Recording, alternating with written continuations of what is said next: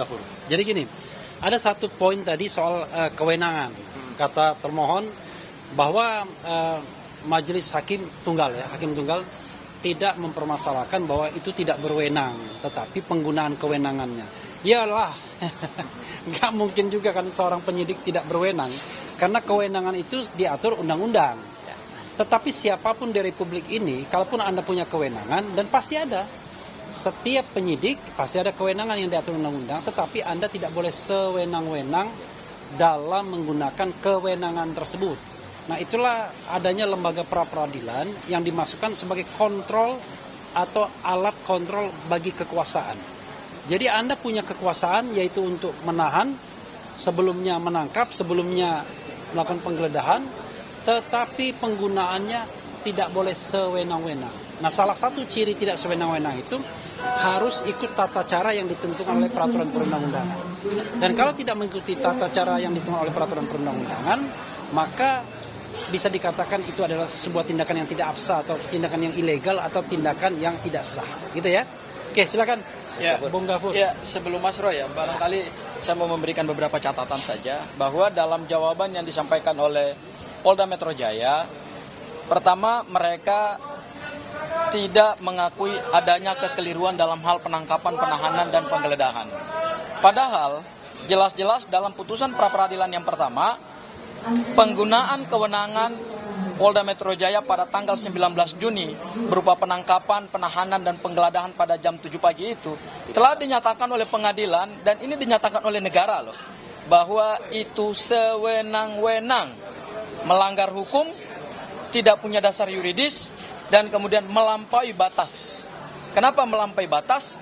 Karena Mas Roy dan Bu Tifa sejatinya sejak dilaporkan oleh Pak Jokowi selalu patuh, kooperatif, bahkan pada saat menjalani kewajiban wajib lapor di Polda Metro Jaya tidak pernah satupun mereka mangkir, dan itulah yang menjadi dasar kenapa penangkapan, penahanan, dan penggeledahan itu dinyatakan batal atau tidak sah.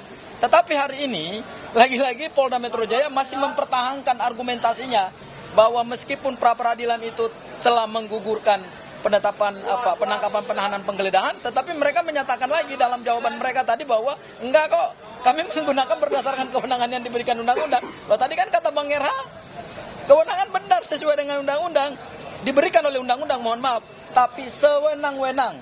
Makanya lembaga pra-peradilan ini mengontrol hal demikian. Itu hal yang pertama. Hal yang kedua terkait dengan ganti rugi. Ganti rugi itu adalah mandatori undang-undang.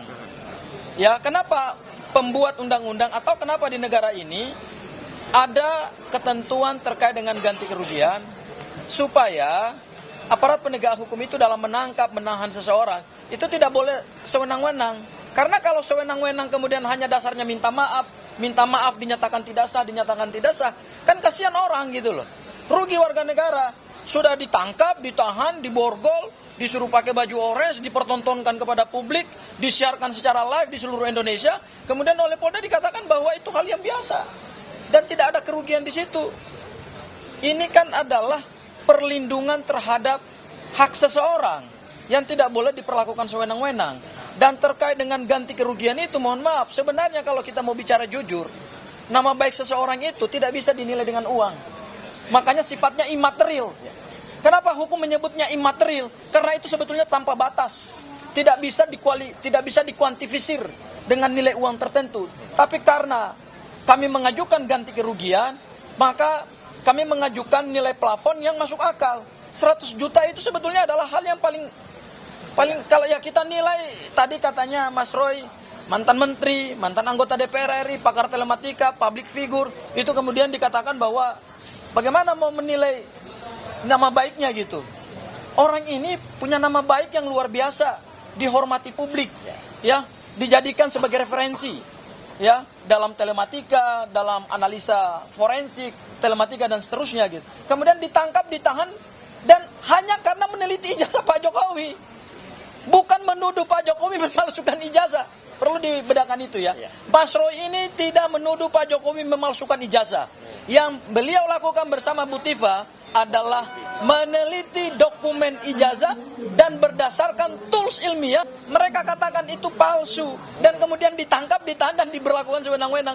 Kemudian hari ini kami tuntut ganti kerugian. Oleh karena itu para media dan masyarakat, kami ingin memberikan satu pembelajaran hukum bahwa ini tidak boleh lagi terjadi kepada siapapun. Bukan hanya kepada Mas Roy, mantan menteri, mantan anggota DPR RI atau public figure, pakar telematika, tetapi kepada siapapun. Karena itu adalah perlindungan dasar bagi warga negara. Mungkin dari saya